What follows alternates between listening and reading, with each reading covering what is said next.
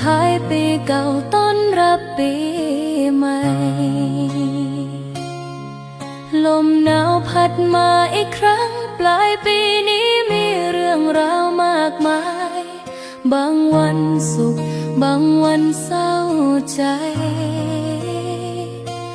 แต่ก็ผ่านมาได้ด้วยหัวใจเข้มแข็ง